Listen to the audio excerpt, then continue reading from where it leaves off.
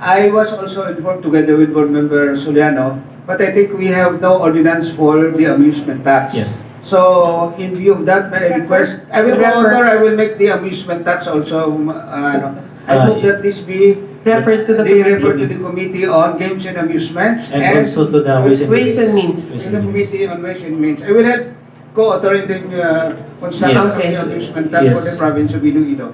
This is specifically on cockpit operations, which requires amusement taxes. But the problem is we do not have an ordinance for this. And I think it is time that we have to pass an ordinance in order to get the revenues from the operation of cockpits in the different LGUs. Yes. So I think it is the right time to make an ordinance for the amusement tax so that we can collect revenues for their operations. So this is referred jointly to the two committees. So, referred to the committee on As the lead jointly. committee. Games and Amusement is the lead committee and the Committee on Ways and Means.